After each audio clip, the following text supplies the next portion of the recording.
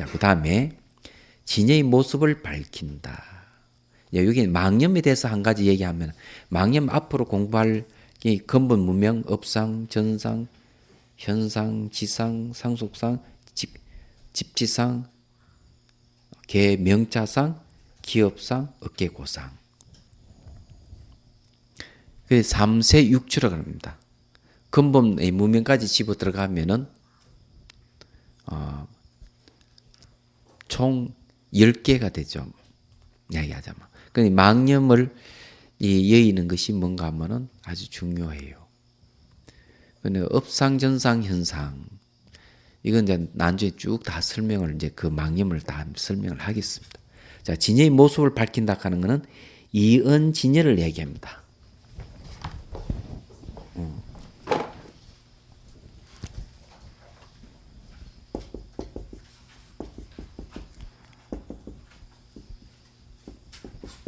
여기에는 두 가지가 있어요. 공과 불공. 이제 앞에 요걸 했죠. 이은진여. 요 두 가지가 이제 진여에 대한 이야기죠. 요거는 진여문입니다. 심진여에 있어요. 심진여에서 하는 얘기예요. 자, 의연진여, 말을 의지해서 진여를 설명할 때 공과 불공에 대한 얘기는 수행에서 일어난 체험적인 이야기예요. 사실은요. 그래서 중요합니다. 그래서 이게 공과 불공에 대한 이해가 있어야 돼요. 이걸 알면은 내가 수행에 들어갔다 안 들어갔다. 이게 공이구나 아니구나 판별할 수 있는 능력이 생겨요. 판별의 능력이 뭔가 하면 지혜입니다. 망념이 아니고 분별 망상은 공이라든지 불공을 판단할 수 있는 힘이 없어요.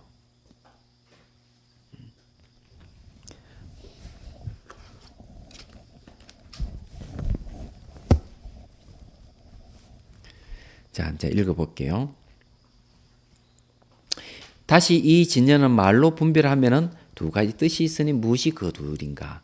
하나는 참으로 진실한 공이니 마침내 진실을 드러낼 수 있기 때문이며 또 하나는 참으로 진실한 불공이니 그 자체의 번뇌가 사라진 열의 성품에서 나오는 공덕을 다 갖추고 있기 때문이다. 공과 불공이 나오죠. 자, 그러면은 여기에 이제 불공에 대한 설명이 뭐라고 내는가 하면은 열의 성품에서 나온 번뇌가 사라진 열의 성품이 나오는 공덕을 다 갖추고 있기 때문이다 하는 말이 뭐냐? 공덕은 뭐냐? 공덕할 때 덕자, 요게 이제 하문풀이를 좀 이제 해야 되는데, 요 덕이라 하는 말이 뭐냐? 덕은 옛날에는 얻을 덕자하고 같이 썼습니다. 이익을 얘기하는 거예요. 공덕할 때는. 그래서 우리가 이제 저 사람 참 덕이 있으신 분이다 이러는 이유는 그 사람에게 이익을 얻었기 때문에 저분은 덕이 있다 이렇게 표현합니다. 덕이라 하는 것은 상호 소통을 얘기해요. 공덕이라 하는 것은 그런 겁니다. 그래서 거기는 뭐가 나오는가? 불공은 상대를 얘기합니다. 상대. 최대, 상대, 용대. 최상용할 때 상대를 얘기합니다. 관계성을 얘기합니다. 관계성을 가질 때 모양이 나타나거든요. 다른 게 아니에요. 자, 그럼 공은 뭐고 불공은 뭐냐? 설명을 해드리죠. 자, 비유를 들어보겠습니다. 자, 여기는 허공인데 여기는 향로를 하나 딱 향을 피운다. 향연기가 싹 올라가는 거예요. 향연기가 올라가면서 향연기가 존재합니까? 소멸돼 버리죠. 그죠?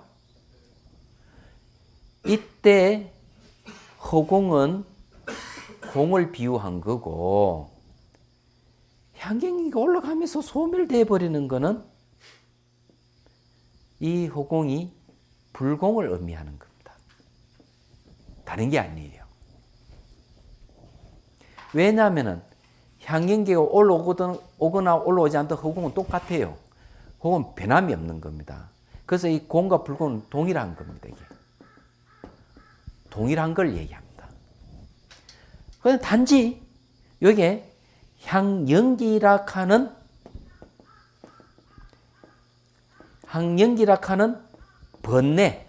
번뇌가 일어나게 되면 공이 저절로 번뇌를 없애는 작용을 일으키는 거예요.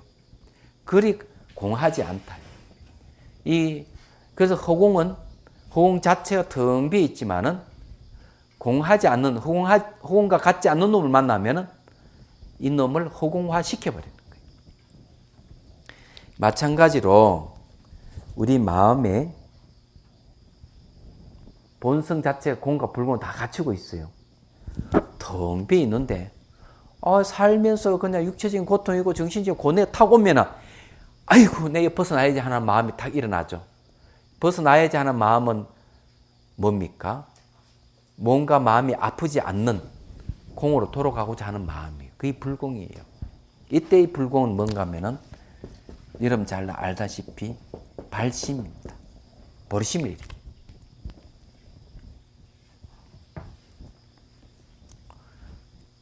그래서 수행을 하는 건 화두를 참고하는 거예요.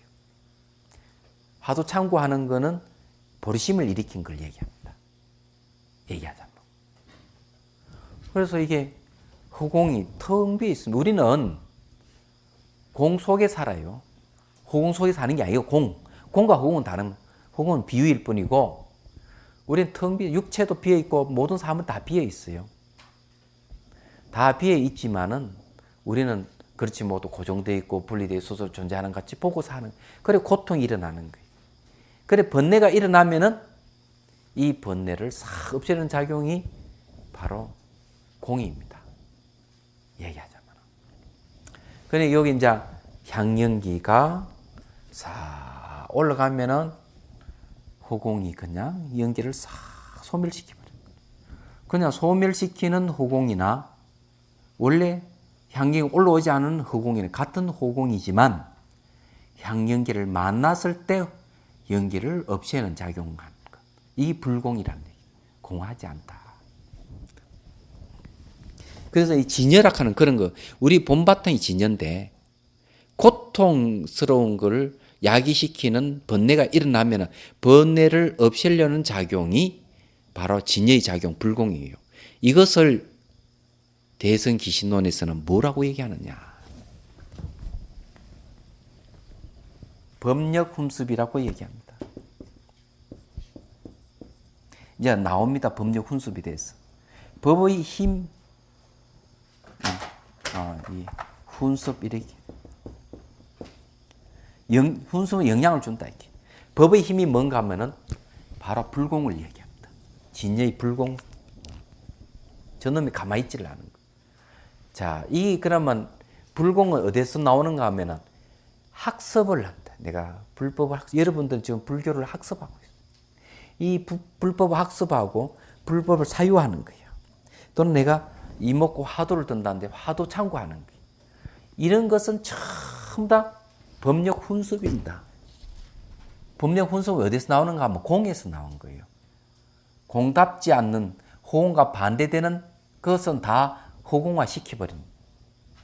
마찬가지로 우리 텅 빈 마음에서 텅 비지 못하게 하는 번뇌가 일어나면 번뇌를 전부 다 공으로 돌리는 작용이 불공이에요. 자, 예를 들어서 얘기를 해보죠. 법화경에 보면은 재밌는 이야기가 있어요. 법화경 신해품에 보면 나옵니다. 이런 얘기 나오죠. 제가 이렇게 구구하게 설명하는 거는요, 이 뜻을 분명히 알아야 돼요. 그래야 여러분이 내가 지금 처지가 어떤 처지에 와 있는가, 이걸 알므로서 수행을 제대로 할 수 있습니다. 그래서 이제 구구하게 설명을 하는 겁니다. 그 신에 보면 이런 이야기 나옵니다. 마가습이라든지 이런 이들이 수볼이라든지 이런 이들이 부처님 있게 얘기를 하는 내용이 이런 이야기. 큰 부잣집 아들이 어릴 때 가출을 해버렸다 이게야. 가출을 해가지고 이 나라 저 나라 막 온갖 고통을 다 당하는 거예요.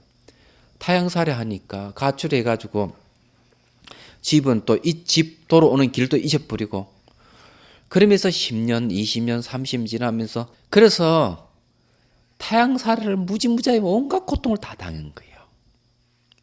그런데 어느 순간 아버지 사는 나라에 돌아옵니다. 그 사이 아버지는 이 집 나간 자식을 찾기 위해서 이 나라 저 나라도 돌아다니면서 자식을 찾으려고 노력을 무척 했는데 못 찾았거든. 그런데 어느 순간 집 나간 아들이 아버지가 사는 나라, 아버지 사는 지방, 아버지 사는 마을, 아버지 사는 집 앞으로 오게 됩니다. 이 아들은 전혀 몰라요. 그런데 그 큰 저택 문 앞을 쓱 지나가면서 문 안을 쓱 보는 거예요. 보는데 수많은 사람들이 고귀한 한 사람을 둘러싸고 얘기를 나누고 보게 되는 거예요. 그런데 그 고귀한 사람이 누구냐? 자기 아버지야. 아버지가 탁 보면서 자기 아들하고 눈을 탁 맞췄는데 아버지는 저놈이 어릴 때 집 나간 내 자식이라고 아는데 요 아들은 자기 아버지를 모르는 거야 이게. 그래서 그냥 쓱 지나가는 거야. 아버지가 얼른 두 사람을 보내가 저 애를 데려오느라 두 사람 쫓아가니까 잘 차려 옷 입은 사람 두 사람 쫓아오니까 이 아들은 아이고 자기를 잡으러 온다 생각한 거라. 이제 붙들리면 이제 죽는다. 큰일 났다. 이제 평생 노예로 살아갈 것이다 하고 놀래가 도망가는 거야. 딱 붙들리가 그만 아이고 나 죽었다 하고 기절을 해버리는 거예요. 이 기절하는 의의가 없잖아요. 아버지가 에이 내버려 두어라. 그러고 두 사람을 다시 오라 그러고 그래 이 그만 보내줬어. 이 아들은 이제 그들 공공화에서 합니다. 다시 두 사람 또 보내요. 흐름한 옷을 입혀서 보내가지고 살살살살 꽂히. 야, 그 집에 가면 품삯을 몇 배로 주니까 우리 그 일하러 가자. 우리 그 집에 가서 일한 경험도 있고 하니 가자. 살살 꽂혀가 다시 그 집을 데려와요. 데려와가 제일 먼저 하는 일이 뭔가 막 똥치고 걸음치고 하는 겁니다. 그리고는 이제 아버지도 가끔 흐름한 옷을 입고 가가 아들하고 같이 똥 걸음치고 그리고는 이제 품삯을 주고 이러면서 너 그 저기 뭐고 집밖에 살 게 어디 있나? 여 방이 있으니 여 살아라. 그런 이제 데리고 있는 겁니다. 그런 집안을 집 맡겨요. 집사를 시키는 거라. 그리고는 이제 집안을 다 관장하게 하고 재산을 관리를 다 시키는 거예요. 그리고는 어느 날 이 아버지가 이제 임종 시간을 맞이할 때 왕이나 대신이나 그 도시의 유지들을 다 이렇게 초청을 하고는 선언을 해요. 이 아들이 사실은 어릴 때 집 나간 제 자식입니다. 이름이 아무개 누굽니다. 이러니까 아들이 깜짝 놀라면서 그때서야 아버지를 알아보는 거예요. 그래 이제 유언을 하면서 이 재산을 아들에게 다 물려준다니까 이 아들이 너무 기쁜 거야. 생각지 못한 재산을 찾았으니까. 이 얘기 골자가 그겁니다. 그런데 물어보고 싶은 게 이 자식이 어떻게 해서 아버지 나라, 아버지 사는 지방, 아버지 사는 집, 아버지 쳐다보게 됐는지 그 이유를 아시는 분 계세요?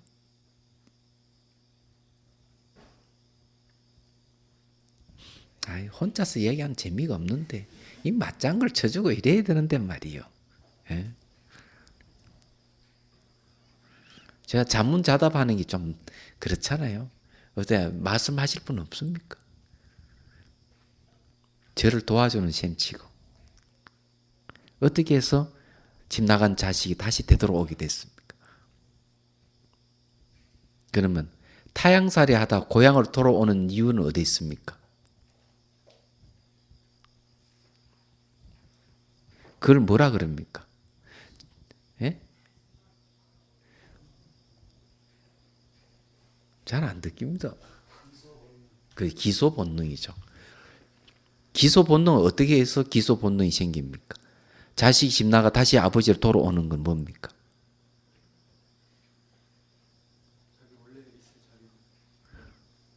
그럼 뭐가 동기가 있어야 될 거 아니에요. 돌아올 때는.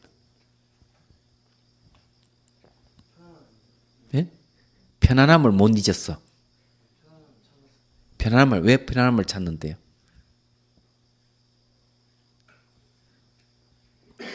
그 참 중요한 일. 왜 편안함을 찾습니까? 맞아요. 그거예요. 고통 때문에 그런 거예요. 본래 아버지 밑에 있을 때는 편안했습니다. 공의 자리에 있었던 거죠. 그렇지만 집 나가니까 온갖 고통이 왔습니다. 그럼 고통을 당하면서 아버지하고 같이 살 때 편안함을 생각하는 거예요. 그래서 자신도 모르게 아버지를 찾아 나서다가 아버지 사는 나라, 아버지 사는 집, 아버지 사는 집 앞을 치면 아버지를 보게 되는 거예요. 자, 이 돌아오는 걸 보리심을 일으킨다 이랬네. 발보리심. 보리심을 일으키는 거예요. 여러분들이 출가한 것은 보리심을 일으켜서 온 거예요. 스님이 된 건 보리심을 일으켜서 그건 무식지로 일으킨 겁니다. 저 출가할 때 말이요. 이 문제의식을 갖고 출가한 사람 아닙니다. 저는. 내 생사 고통을 벗어나기 전에 출가해야지 이런 마음먹고 출가한 건 아니거든요. 그건 질집 살다 보니까 전생에 내가 중인 줄 알게 됐어요. 기소 본능이에요 이게. 그런데 거기에는 사실은 고통하고 관련이 있는 겁니다. 여러분들 다 전생에 인연이 있어서 들어온 거예요. 버리심은. 그러니까 아버지 사는 집을 들어온 겁니다.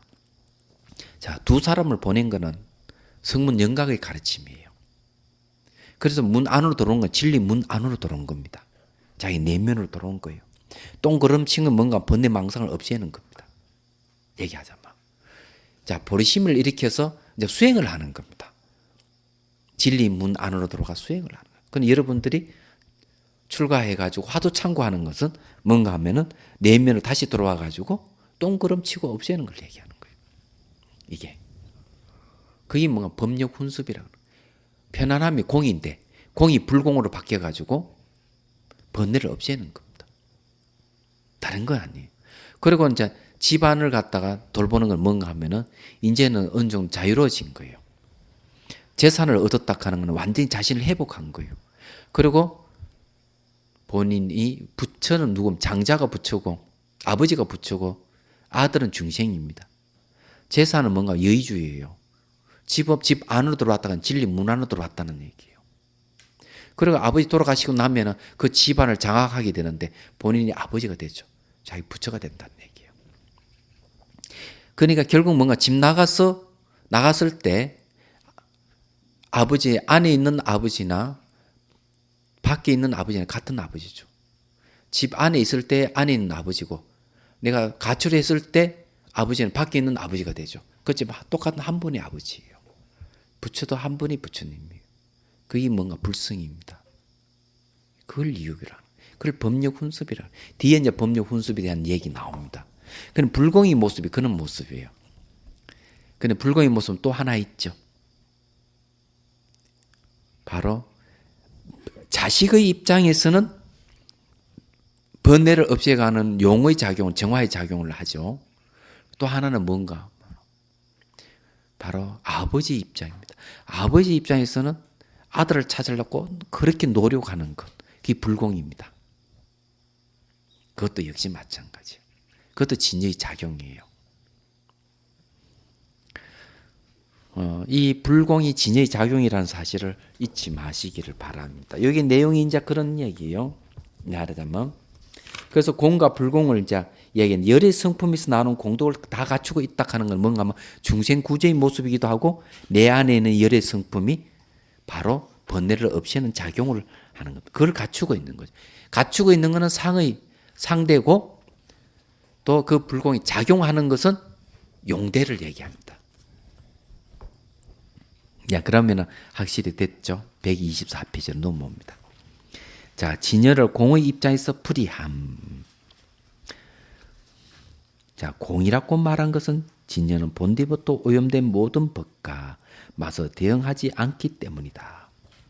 자, 오염된 법과 대응을 하지 않는다 하는 것은 서로 상응하지 않는다. 서로 응하지 않는다. 서로 응하면 안 되죠. 응하면 어디 되면 주객이 나와 버립니다. 그래서 수행하는 것도 주객을 해체를 해야 되는 거죠.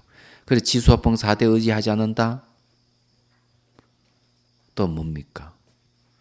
견문각지 의지하지 않는다. 망념이 생기면 정념을 없애고 없애고 난 뒤에 마음이 달려나가면 정념에 머물게 한다. 붙들었어. 그러면 선정이 들어간다. 이 진여가 선정의 모습과 똑같습니다. 사실은요. 그래서 공이라고 말한 것은 진여는 본리부터 오염된 모든 법과 맞서서 대응하지 않기 때문이다. 이는 모든 법의 차별된 모습을 벗어나 있는 것을 말하니 진여에는 헛된 망념이 없기 때문이다. 자, 진여에는 헛된 망념이 없다면은 수행하는 때도 어떻습니까? 망념을 없애야만 진여와 개합이 되죠. 그래서 능경에서 이런 얘기를 합니다. 불생불멸의 자리에 이르려면은 생멸을 하는 마음으로서는 그 불생불멸의 자리에 들어갈 수가 없다. 이렇게 얘기합니다. 능경에서. 그러면은 불생불멸의 마음으로 들어가려면 생멸이 없는 마음으로 들어가야 되죠. 생멸이 없는 마음은 어떤 마음이냐? 내가 깨달지 못했지만은 생멸이 없는 마음과 비슷하게 가져갈 수가 있어요. 그게 수행입니다. 왜 그리 이제 법문을 듣고 법을 사유하고 뭔가 마음을 통해서 바로 망념이 없는 상태로 들어가는 거예요. 그게 뭔가 관입니다. 볼관. 볼관자는 생멸하지 않는 마음이에요. 그게 화두를 간한다 그랬죠. 간습니다. 자, 이 경전에는 볼관이란 말을 쓰고 어록에는 볼관이란 말을 씁니다. 요거나 본닥하는 건 똑같은 겁니다. 이 봄에는 생멸이 없습니다. 이 생멸이 없는 게 보는 거예요. 생각하는 거는 생멸이 있는데 보는 거는 생멸이 없습니다. 네. 이 생멸이 없다 하는 것에 대해서 좀 읽으면서 제가 말씀드리죠. 마땅히 알아야 한다. 진여의 자성은 모습이 있는 것도 아니요, 모습이 없는 것도 아니며, 모습이 있지 않음도 아니요, 모습이 없지 아니함도 아니며, 유와 무를 다 함께 갖춘 모습도 아니다. 또한 같은 모습도 아니요, 또한 다른 모습도 아니며, 하나의 모습도 아니요, 하나의 다른 모습도 아니며, 각근한 다른 모습을 다 함께 갖춘 모습도 아니다. 나아가 전체 입장에서 말하면 이제 결론적인 얘기죠. 모든 중생에게 기대었기에 헛된 마음으로 생각마다 분별을 하는 것은 모두 진여와 맞서 대응하지 않으므로 공이라고 한다. 맞서 대응하지 않다가 상응하지 않는다 얘기죠. 진여와 서로 대응하지 않는, 진여와 서로 짝하지 않는다 이게. 그게 공이다 얘기죠. 그래서 만약 헛된 마음을 벗어나면 실로 공이라고 할 것도 없기 때문이다. 자, 공하는 것도 알고 보면은 망념과 상대해서 공의를 했지 망념이 소멸해버리면 공의를 할 것도 없다 이 말이에요. 자, 그러면 이게 이제 사실을 얘기하면은 이거는 중관학파에서 얘기하는 방법이 공에 대한 설명입니다. 그런데 지금 이야기하는 게 뭔가 공을 사유해서 공의 세계에 들어가는 방법을 제시한 겁니다. 그러면 이 방법을 제시하는 데 있어서 어느 때 그러면은 이 공을 사유해 가지고 공으로 들어가느냐 하는 게 있습니다. 이것도 순서가 있는 거죠. 그냥 공을 사유한다 해가 다 되는 건 아니에요. 그렇지만은 이제 법문을 듣고 이 공을 이런 식으로 사유할 수 있습니다. 유도 아니고 무도 아니고 유모 함께 있는 것도 아니고 이런 식은 사유 가능합니다. 그렇지만 깨닫기 직전에 있을 때 이 사유가 필요해요. 진열을 사유하는 게. 첫 번째 얘기하자면은 수행하다 몸이 다 사라져 버린다. 몸이 다 사라져도 수상행식이 남아 있어요. 수상행식이랑 하는 감수작용, 표상작용, 인식작, 그러니까 의지작용, 판단작용이 남아 있습니다. 그러면은 이제 몸이 사라지면은 뭐가 남는가 하면은 의식이 남아 있는데 의식에서 탐, 진, 지, 마, 니, 견 하는 6개의 근본 본대가 있어요. 그러면은 의식을 대상으로 했을 때, 관찰 대상으로 했을 때 두 가지가 있습니다. 하나는 명료한 의식을 관찰 대상으로 하는 게 있고, 하나는 의식의 텅 빈 공을 관찰 대상으로 하는 게 있습니다. 명료한 의식을 관찰 대상으로 하는 것은 적어도 무아를 체득하는 방법이고, 공을 체득하는 것은 의식이 공함 측면을 보는 것은 공을 체득하는 방법이에요.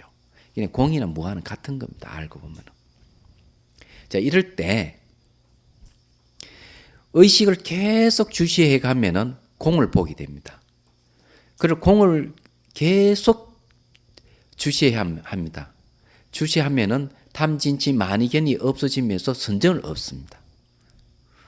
선정을 얻게 되면은 그 다음에 이 공을 사유를 해야 돼요. 이 공을 사유를 하는 게 아주 중요해요. 공을 사유해가 철저하게 의심을 없애는 방법입니다.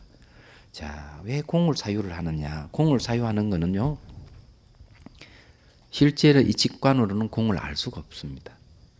공 모양도 없고 색깔도 없고 다 없기 때문에. 그러면 이 모양과 색깔이 없고 파악할 수 없는 말과 생각을 떠난 자리를 알 수 있으려면 이걸 사유를 해 추리를 합니다. 추리 대상이에요. 얘기하자면. 그래서 여기 이 대승기신론에서 한 얘기 그대로요. 진여의 자성은 모습 있는 것도 아니고 모습 없는 것도 아니고 비유상도 아니고 비무상도 아니며 유와 무를 다 한 게 갖춘 모습도 아니다. 이런 식으로 이제 사유를 해 들어갑니다.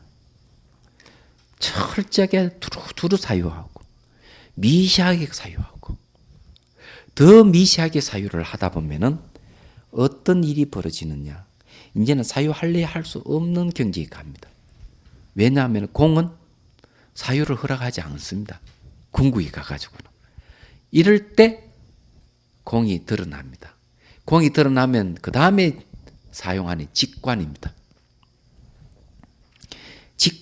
공을 직관해 가면 이제 득입을 한다 그래요. 그러면 정지를 얻는다 그렇습니다.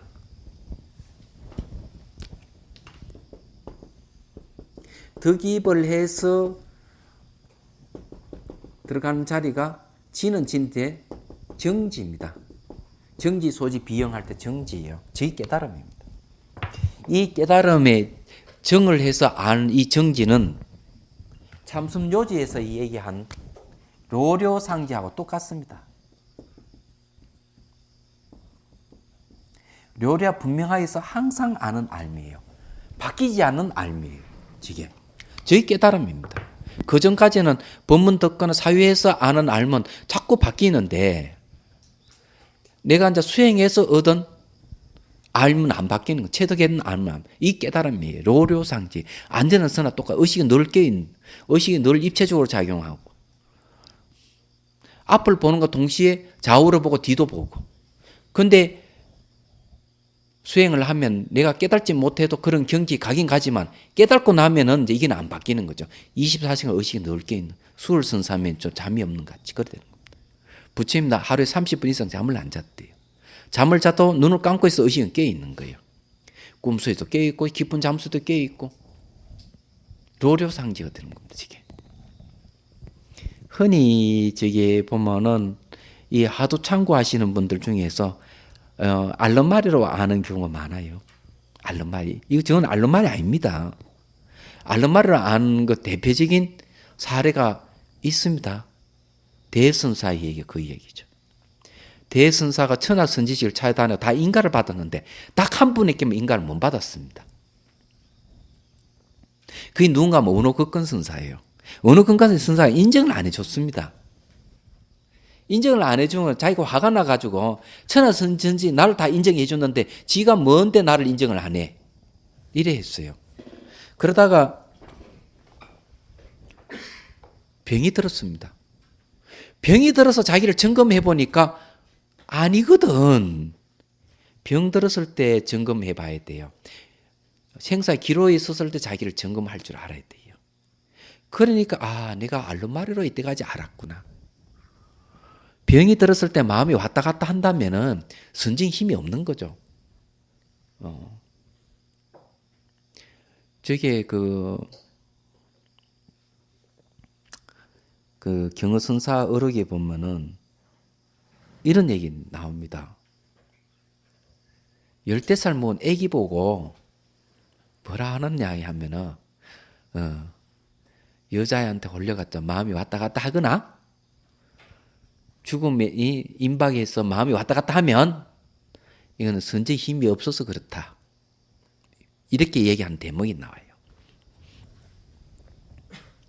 그러니까 이게 다시 대선사가 원어권급 선사 밑에 가서 공부를 하잖아요. 교통사고 나거나 뭘 일이 생겼을 때 자기 점검을 할 수가 있어요. 우리가 저기 로료상지락하는 그런 겁니다. 어떤 상황이 바뀌어도 마음이 안 바뀌어야 돼. 늘 깨있는 마음이 돼야 되는. 그런 것도 단계마다 다 있는 겁니다. 이게 점검해보면 알 수 있는 거거든요.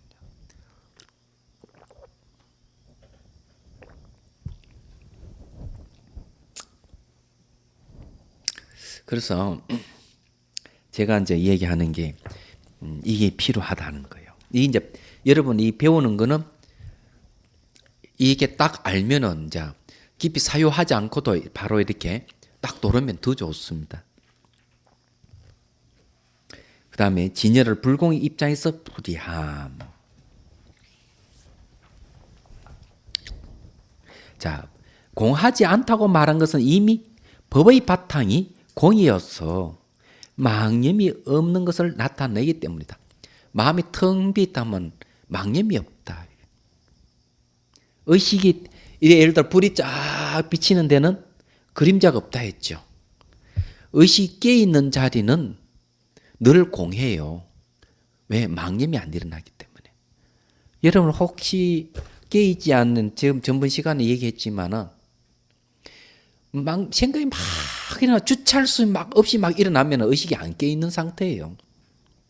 의식이 깨있으면은 생각이 막 일어나도 생각이 일어난 줄 알고 있고, 이 의식이 깨있는 강렬하면은 망념이 안 일어납니다. 생각이 막 지만도 일어나는 게 없어요. 그 의식은 늘 깨 있습니다. 내가 생각하고 싶을 때 생각하는 겁니다. 그때는 생각하고 싶을 때 생각하는 거예요. 그게 의식이 깨 있는 상태를 얘기해요. 그게 깨 있다 하는 거는 어떻게 해서 깨 있느냐 하면은 이치가 잘 궁구되어 있을 때, 내가 법문을 들어서 이치가 궁구되어 있다면 의식이 깨 있고, 사유에서 이치가 궁구되어 있다면 의식이 깨 있고, 내가 화두를 참고해서 이치가 잘 궁구되어 있는 의식이 깨 있는 거죠. 다른 거 없어요. 자, 이 깨 있다 하는 거 하나 더 사실을 말씀드릴까요? 눈을 감아서 눈이 떠 있는 것도 의식이 깨 있는 것이지만, 귀가 열려 있는 것도 의식이 깨 있습니다. 귀하고도 관련이 있어요. 이게 눈하고만 갈리는 게 아니고, 눈을 감아서 눈이 떠 있고 귀가 열려 있어야 돼요. 눈만 떠 있으면 언제든지 뒤집어질 수 있지만 귀가 열려 있으면 안 뒤집어집니다. 이건 좀 다른 성질이에요. 현상적으로 그렇게 나타납니다. 그건 법문 들어야 돼요. 법을 사유해야 돼요. 그랬을 때 귀가 열린 것 같지, 이게 안 막힌 것 같지, 화납니다. 이게 현상적으로 그렇게 나타난다 하는 거. 그게 이제 이 망념이 없다, 그 공의 상태를 이야기합니다. 이런 것이 아까 얘기했던 눈을 떠 있는 상태, 감아도 나중에 눈을 뜨거나 감고 똑같아야 되고, 꿈속에서도 늘 깨 있고, 그게 이제 몽중일이라겠죠. 깊은 잠 속에도 깨 있고, 이런 식으로 점점점 깨 있는 돼요. 그게 이제 망님이 없으면 공이다 이기죠. 그다음에 곧 진심이니, 진심은 늘 변하지 않고 깨끗한 법이 가득 차 있기에 불공이라 한다. 이건 불공을 설명한 부분입니다. 얘기하자면 이는 깨끗한 법이 가득 차 있다 그랬어요. 자, 깨끗한 법이 가득 차 있다 하면 여기는 이제 만족한데, 정법이 만족이. 자, 깨끗하다. 이거는 이렇게 표현할 수 있어요. 허공은 텅 비어 있어서 아무것도 없습니다. 그렇죠? 허공 자체는 어때요? 없는 게 아니죠. 여기 불공입니다. 그래서 우리 공을 이야기하면 공은 텅 비어 있는 게 아니고 공은 가득 찼다고도 설명하는 경우가 있어요. 공이 가득 찼다 하는 말이 뭡니까? 깨끗한 것이 가득 차 있다. 자, 여기 중요한 게 정법, 깨끗하다 하는 말에 주목을 하셔야 돼요. 마음이 청정하다 하는 경우, 이제 어떤 수행을 하다 보면 안과 마음이 아주 투명하고 깨끗한 상태가 옵니다. 얘기하자면. 자, 깨끗하다 하는 것은 뭘 상대해서 깨끗한 겁니까? 이게 빨리 알아야 돼요. 이 불공을 이해하려면 깨끗하다 하는 말이 중요해. 깨끗한 걸 뭘 상대로 해서 깨끗한 거예요? 예? 아이, 얘기 좀 했어. 그렇죠. 망념은 어떤 겁니까? 그렇죠. 깨끗하지 않는 건 더럽다는 거죠. 물들었다는 거죠. 자, 물들었다는 말은 어떻게 이해해야 되느냐? 요즘 말로 하면은 이런 거예요. 마음은 타를 의지해서 일어나는데 대상을 담는 것이 마음입니다. 그래서 이 미국에서 실험을 했어요. A그룹과 B그룹 아이들에게 비디오를 보여줬습니다. 한우는 선정적이고 폭력적인 것을 보여주고 한쪽에는 아주 건전하고 건전한 프로를 보여줬어요. 그런데 일주일이 지나고 난 뒤에 선정적이고 폭력적인 장면을 보여준 아이들이 선정적인 폭력적인 행동을 하는 거예요. 건전한 프로를 보여준 애는 그게 없는 거예요. 건전하게 행동하는 겁니다. 이것이 뭔가 하면 대상을 담는 것이 마음이다 하는 겁니다. 이게 환경을 담는 거예요. 얘기하자면. 그래서 대상을 닮았다 하는 거는 대상에 물이 들었다 이 말이에요. 그걸 친구를 사귀어도 술 마시고 고기 무쳐 먹고 담배 피우는 이런 도반을 만나지 말기를 바랍니다. 그럼 수행하는 거리가 멀어집니다. 담배는 맛이 있고 술에도 맛이 있고 고기도 맛이 있어요. 맛이 탐착하는 쪽으로 갑니다. 그러면은 이게 공부는 그런 게 아니거든요. 해인사에 아주 큰 스님이 계셨는데 이 스님 아마 인곡 스님인지 인버라는 스님인데 큰 스님인데 법문이 이런 법문이 있습니다.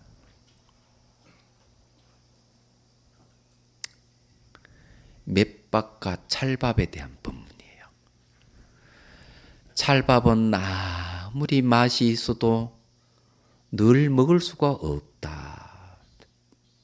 맷밥은 아무리 맛이 없어도 평생을 먹어도 질리지 않는 게 맷밥이다.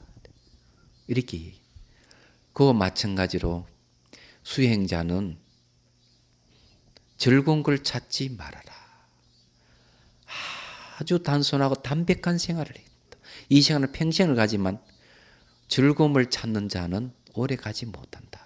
이렇게 수행하는 것이 바로 뭔가 하면은 즐거움을 찾지 않는 방법이에요. 맷밥 먹는 거 똑같은 거예요. 근데 술, 담배, 고기 먹는 거는 찰밥을 찾는 거 똑같다 그랬어요. 아무 소용이 없죠. 이 스님은 돌아가실 때 그랬어요. 대중들이 내가 오늘 간다 이러니까 시작 스님 오늘 무슨 일이 있어 가시면 안 됩니다. 그래. 그럼 며칠 후에 가지. 그날 때 스님 오늘도 무슨 행사 있어도 안 되는데요. 그래 다음 날로 미루지. 대중들 안 믿었어요. 그날 저녁 때는 그만 딱 자탈 임망해버렸어. 나 간다 그러고. 도인은 그런 거예요. 동산 양계 선사도 그랬습니다.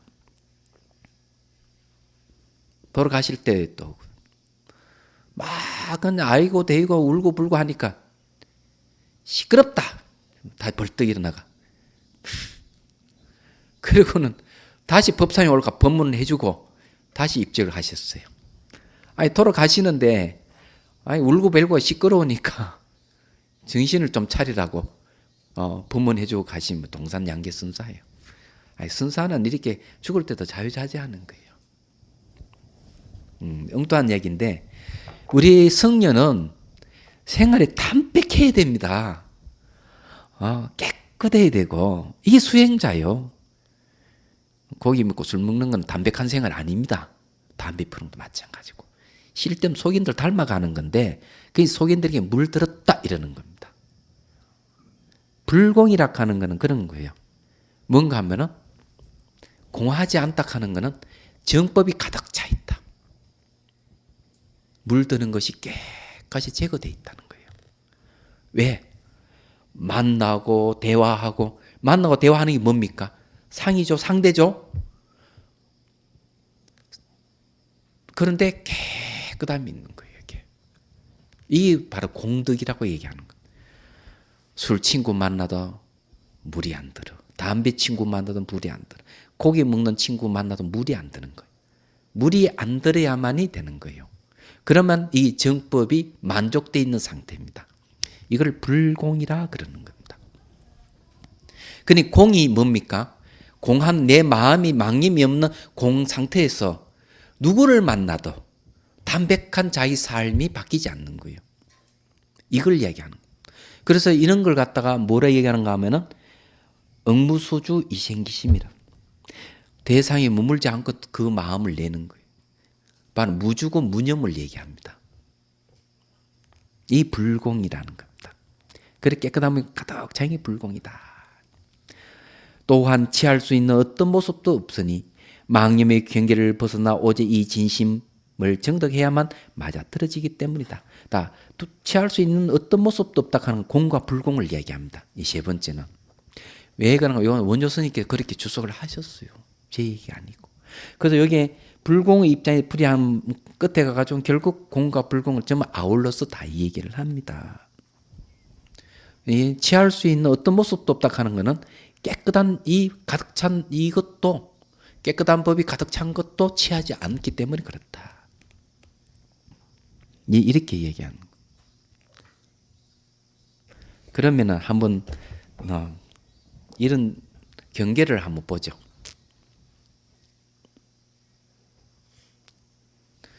스님 세 분이 가는데 그 말에 최고 미인이 신의 부축을 받고 온다. 경계에 나오는 얘기. 한 스님은 한 발짝 뛸 때마다 고개 돌리고 두 번째 스님은 한 번도 못 해도 아예 안 봐버려. 세 번째 스님은 아예 보지를 안 했다. 이게. 부처님이 안난 존자보다 저 세 스님 중에 누가 경제 제일 높노? 여러분 어떻게 생각해요? 어떤 스님이 제일 높습니까? 첫 번째입니까? 두 번째, 세 번째입니까?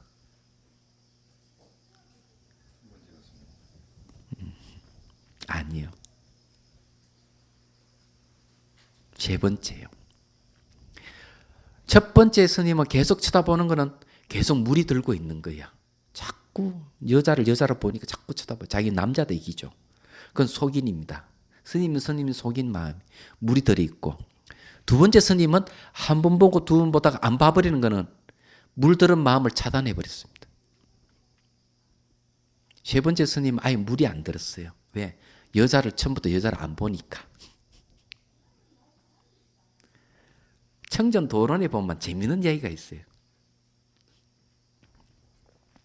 부부싸움을 하고 부인이 보따리에서 친정집을 가버려요. 가다가 언덕을 넘어가는데 스님 한 분을 만나. 스님이 잘생겼거든. 가서 수작을 부려 꼬셔보려고. 그러면서 이빨 치아를 드러내면서 웃으면서 접근을 하는데 이 스님은 부정간하는 스님이라